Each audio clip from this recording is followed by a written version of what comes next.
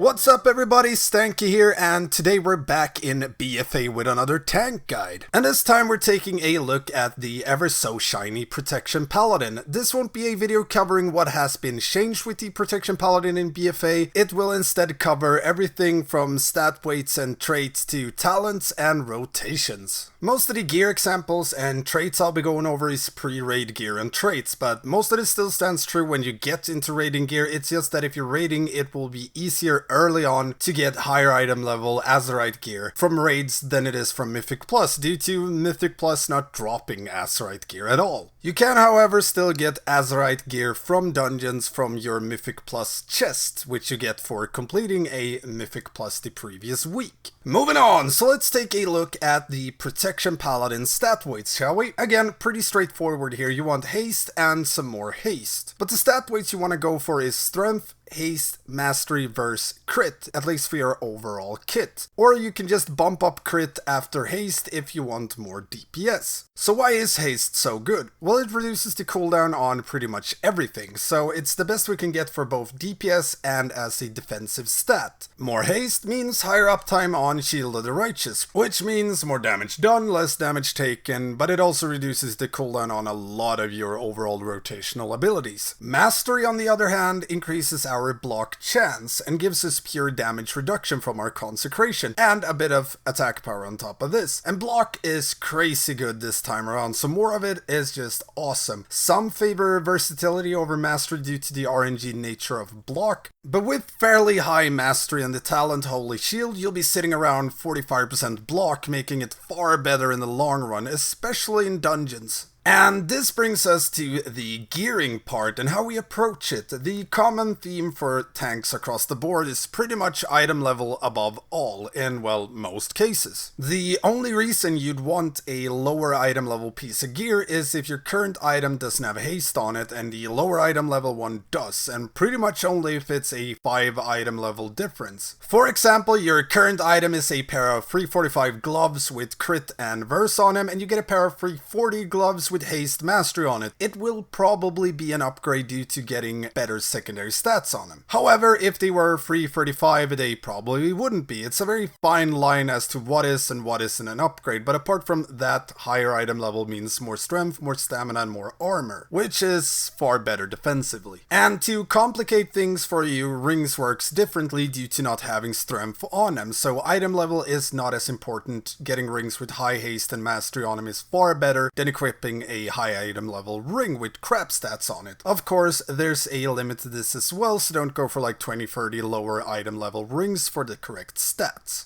And as far as trinket goes, it more or less depends on the trinket at hand. The value of trinkets greatly differ across the board. Pure defensive trinkets in BFA are pretty much crap. As such, I highly recommend going for a DPS trinket instead. It's easier to get and they do more. For a pure single target, I recommend getting Dark Moon Deck Fathoms, the Briny Barnacle, or Merecthus Fang, now that it got buffed. They're currently the trinket that gives the most DPS for the buck, and they also work very well in both AoE and single target, and the strength you get on them increases your survival as well. Defensively, as I said, there's not a whole lot to choose from. The best one defensively I'd have to say is Jess Howler, which has an on-use that grants you and your party a bit of verse, so both you and your party gets buffed, which is awesome. You have Razan's Gleaming Eye for a tasty haste proc, and there's also the Lingering Spore Pod that gives a bit of healing and damage on proc. Apart from that, you could go Dark Moon Blockade. It works in a pinch. I mean, its effect is absolute crap, but you get it in 355, so the amount of strength you get from it is very good. And as far as your shields and weapon goes, again, item level is very important, especially in shields due to the fact that our block value is based on our shield, meaning the more block value we get, the less damage we take when we do block, and this is primarily based off your shield.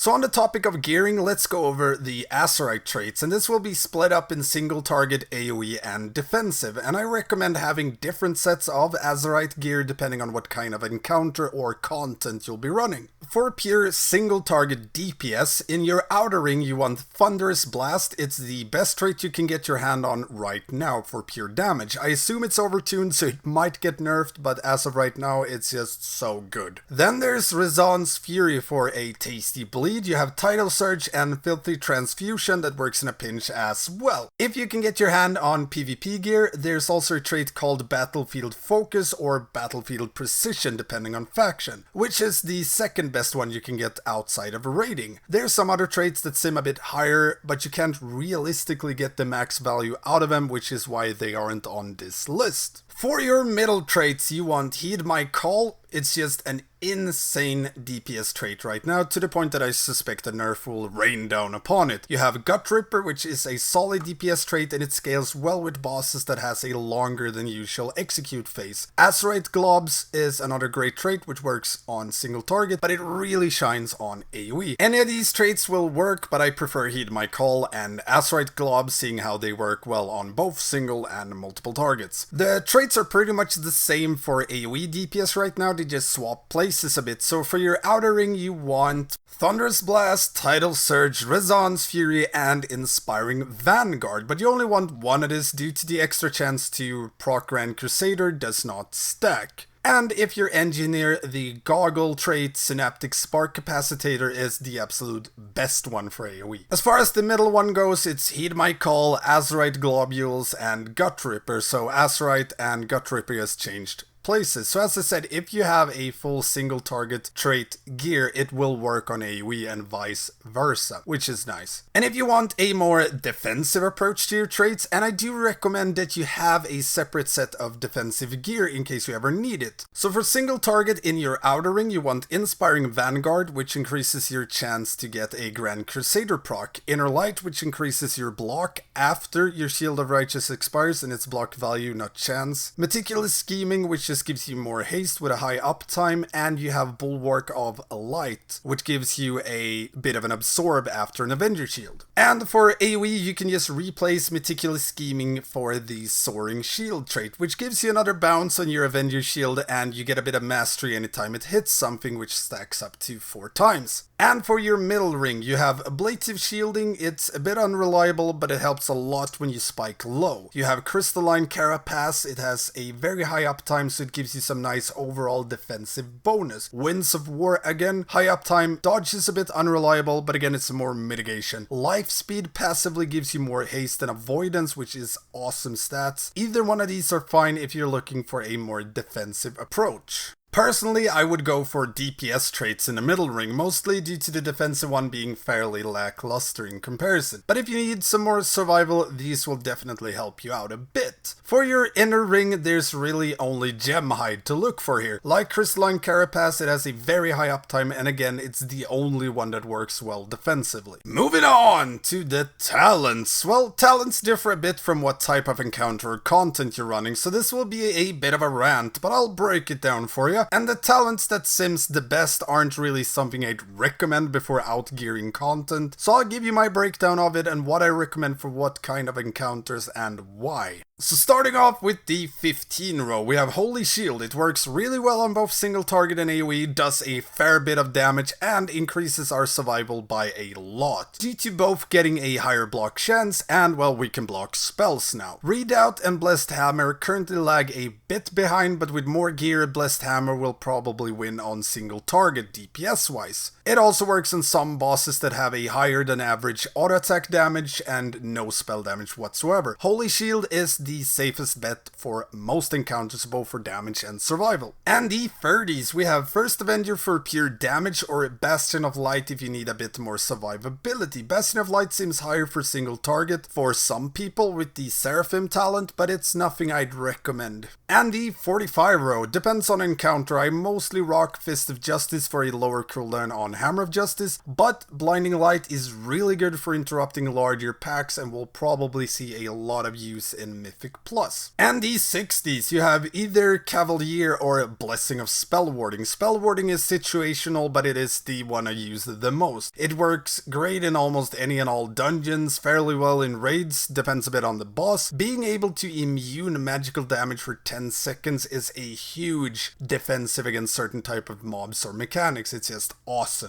And the 75 row, bit debated here. Unbreakable Spirit allows you to use Ardent Defender more often, which means overall less damage taken. However, Hand of the Protector lowers the cooldown on your self-heal and allows you to use it on other targets than yourself, which can be a lifesaver in a lot of scenarios. So I mainly swap between these talents depending on what type of content. If I know I'll need a defensive CD more often, then I go Unbreakable. If not, Hand of the Protector. For the 90s row, for dungeons, if you don't have any slows, Consecrated Grounds is awesome. You have 100% uptime even when you're kiting, and it's pretty much my default choice here. But Judgment of Light works great if you don't need slows, and Aegis of Light has its uses to ease up certain mechanics from bosses or trash, and it will probably see a lot of use in higher mythic plus keys. And the last row, 100, for dungeons, Last Defender, pure single target, Righteous Protector, and pure DPS Seraphim. However, I don't recommend Seraphim at all until you have very high gear, and it is only a slight DPS gain for a rather big blow to survival.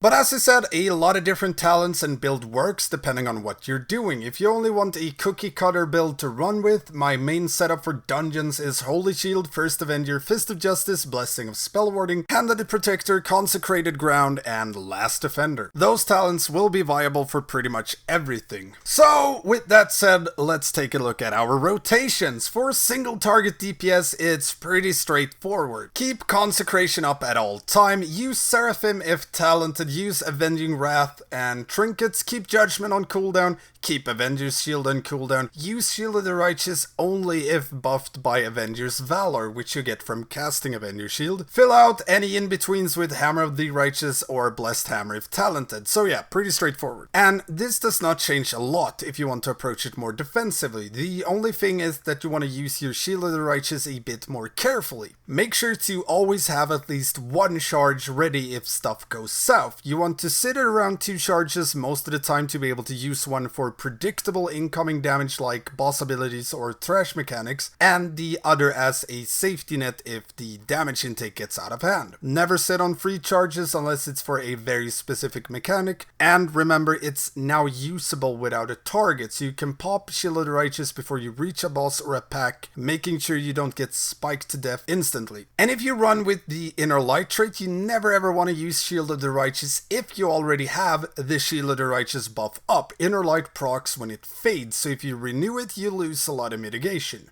And as far as the overall AoE rotation goes, the only change from our single target one is that the value of Avenger's Shield goes up a lot higher. And this means you just do your standard single target rotation, but keeping Avenger's Shield on cooldown gets your highest priority, and that's for pure AoE damage. And that's pretty much it for the rotations. Defensively, the best rotation you could ever have is still knowing what you're getting into, knowing the encounter, knowing the trash in a dungeon, stuff like that. Planning ahead is a good friend. Moving on to gems and enchants. As far as enchants goes, haste for your rings, quick navigation for your weapon, which is more haste. For gems, again, haste, so the quick owl's eye. And for your consumables, for dungeons, use the new fried bombs that engineers can make. They are usable even if you aren't engineered yourself, and they do an absolute ton of damage. Other than that, Potion of Bursting Blood is great for pure single target damage, Battle Potion Strength if you want both damage and survival from your potion, and it works on both single target and AoE. As far as flasks go for Undertow, which is the Strength one. Again, Strength gives us more armor from our Shield of the Righteous and more damage done. Always keep a handful of coastal healing potions in your bags, and if you want to try hard, the new Lightfoot potion is crazy good in dungeons. Helps you out with doing big pulls or to get away if things go south. And for food, feasts are the best food, but if you aren't rocking feast for everything, go for haste food like swamp fish and chips.